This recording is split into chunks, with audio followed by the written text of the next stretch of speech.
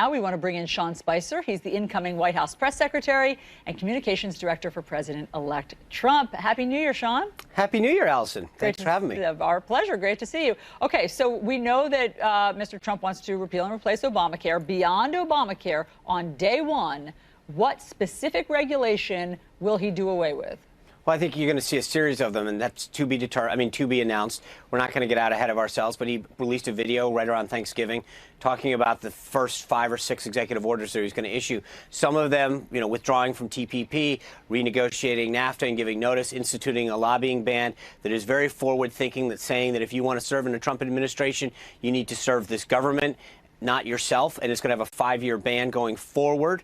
And it also has a lifetime ban on people who want to serve in this administration, then potentially lobby for a foreign government. There will be a lifetime ban on that. There will be a slew of other things that come forward. But I think part of this is that we'll have a rollout where we talk about the agenda and how each of those regulations, both ones that we're going to repeal and put in place, help grow jobs and economic growth. Okay. Sean, let's talk about the alleged Russian hacking of the DNC. Mr. Trump says he knows things that other people don't. What will he be revealing to the American public on Tuesday or Wednesday? Well, it's not a question of necessarily revealing. Remember, the president-elect is privy to a lot of classified information, intelligence reports. He gets briefed by his national security team on a daily basis. So as president-elect, he is privy to information that most people aren't, and he is able to understand what the intelligence is and draw conclusions from that. But one thing I think is missing from this discussion, Alisyn, is this report that everyone keeps talking about is not final. The current president of the United States hasn't seen a final report. The intelligence community is talking about wrapping it up later this week. So for anybody to be going out and talking about what's in the report, it's not final yet. And I think that the idea that we're jumping to conclusions before we have a final report is frankly irresponsible. Yeah. I mean, I said alleged hacking, but I want to get back to my question. It's Mr. Trump who said he's going to reveal something. So what is it that he says that he knows things? We accept, obviously he knows things that we don't know. He is getting intel briefings. Is he going to reveal something from an intel briefing? No. I mean, he's going to talk about his conclusions and where he thinks things stand. So he's not going to reveal anything that was privileged or shared with him classified. But I think he can share with people his conclusions of the report and his understanding of the situation, and make sure that people understand that there's a lot of questions out there, Alisyn. Number one, look at what happened in April of 2015. The Chinese stole millions of records on U.S. current and former employees, their most sensitive information that was contained in security clearance forms. And nothing happened with the White House, not a single statement. And now you have an instance where there was a political activity going on, and the question is the response of this administration, the sanctions they put on, proportional with the activities that happened? And number two, is it a political response to Russia, or is it a diplomatic response? Because we haven't seen these kind of sanctions in peacetime in our history. Sean, just to correct you, you say not a single statement was ever issued or made after the Chinese hacking. I have the statement right here in my hands. This is from September 2015. President Obama said, quote, "We are preparing a number of measures that will indicate to the Chinese that this is not just a matter of us being mildly upset, but it is something that we will put significant strains on the bilateral relationship if not resolved." He went on to say, "We are prepared to take countervailing actions in order to get their attention." So there were statements issued. No, he did answer that. The activity occurred in April of 2015. And what you're saying is, what, 6 months later, he made comments about it when asked? That's very different than the activity that they're going through right now. The White House is being very... let me give you another piece of information. The President of the United States says in September, he, quote, told Vladimir Putin to, quote, knock it off. If he knew then that there was activity going on, why didn't they act? Was it because of a political reason that they thought Hillary Clinton was going to win and they thought, why address this now?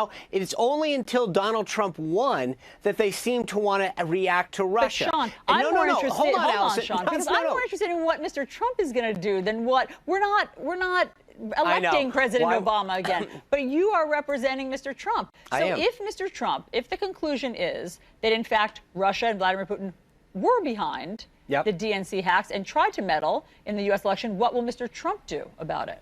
He will meet with his team take their recommendations and make a conclusion based on that as to what a proportional response should and could be. What does that look like? How can you ask me what it looks like when we don't even have a final report? Because you must be planning for that possibility. No, the way that the idea that you should be talking about the conclusion or the actions that you're going to take on a conclusion that's not final yet is unbelievably irresponsible. Wait the a minute, report Sean. is not. No, hold on. The report's not final. He has not been briefed by the heads of the intelligence community yet, and you're asking me what his response should be. He has Think not about been briefed by the heads of the intelligence community about whether or not they believe that Russia is behind the hacking. No, they're coming in later this week to do that. And so the idea that you're asking me, and neither is the President of the United States, frankly, because the report isn't final.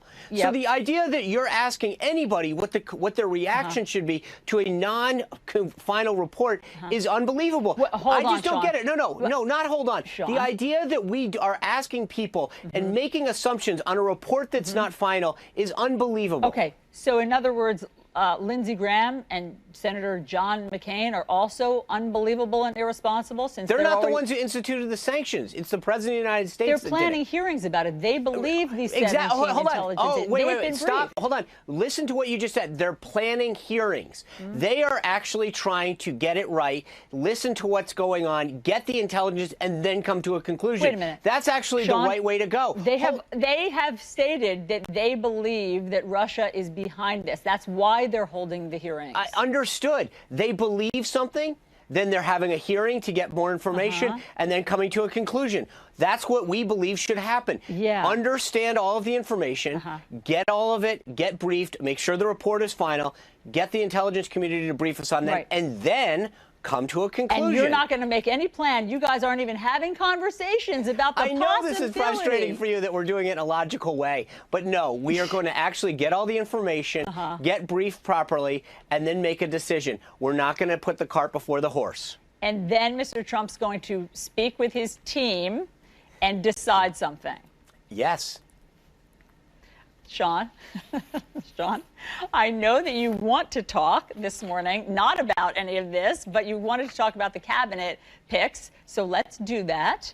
There are still, here, we'll put up who Mr. Trump has chosen for his cabinet already, but I'll tell you what posts still have to be filled. Secretary of Veterans Affairs, Council of Economic Advisors, Trade Representative, Secretary of Agriculture. So. And the Director of National Intelligence. Okay, Director of National Intelligence. So, since I know that your team likes the big reveal that we might be getting this week from Mr. Trump, can you give us a reveal of who might be chosen next? Absolutely not. I'm not going to, but I appreciate the effort. I think that, look, until Mr. Trump makes a decision, there is no decision, and he's continuing to meet with folks. This week, he met with a lot over the last week, made a series of phone calls and in-person meetings to finalize those 4 picks. They're all very important picks, and that's why he's taking his time making a deliberative process to get through. What I think is unfortunate, however, is you saw last night a report coming out from Senator Schumer about how they're planning to oppose all of these individuals. And just as a reminder for folks, because I think a lot of folks probably feel like this is how it normally works. In 2008, when President Obama came in, the Republican-controlled Senate confirmed 7 of his nominees before he took office and 5 the following week. So 13 members of President Obama's team were in place within 5 days of him actually taking office, 7 of them before he ever got sworn in. That's the kind of way that it should be looked at. It is sad that Senator Schumer has chosen to politicize everything because each of these individuals is an unbelievably agent of success and change is going to help this country move forward. And the idea that the Democrats' choice is to figure out from day one how to oppose every one of these individuals is frankly sad. So the Republicans didn't slow roll or dig in on anything, right, that President Obama wanted. They wanted to help and avoid gridlock too. No. There's a difference, Alisyn. I think that there's no question we have a philosophical and political difference on where this country should go and the policies that should be enacted. But we believed and we showed through our actions in 2008 that the president, if they nominate qualified people, they should be nominated. The numbers speak for themselves. We confirmed 13 people in his cabinet within 5 days, 7 before he ever took office. I don't know how you can prove that more than those kind of actions. So Well, the look, idea that the what Senate... Chuck Schumer has said, Sean, and what the Democrats have said is that if they're not comfortable No, they with put out one a of list. the nominations. They actually or the put a list out. Why should they go along with it? They'll do whatever they can. Hold on. Like for instance, they Jeff put Sessions. a list of 10 people out saying we're going to oppose these 10 people, not on the basis of their qualification to hold office, not on their qualification to enact change or that they were the best person, but because they thought they could score political points. And the Republicans, again, before President Obama ever got into office, famously said, we are going to oppose every possible thing that we can. I mean, isn't this sort of how the game is played in Washington, No, actually, sadly? again, just to correct the record, Mitch McConnell, a year after President Obama was in a political setting, our goal is to make him a one-term president. What Republican doesn't want to make sure that that we have one-term people of the opposition party? That's our job, is to make sure we elect more Republicans. Right.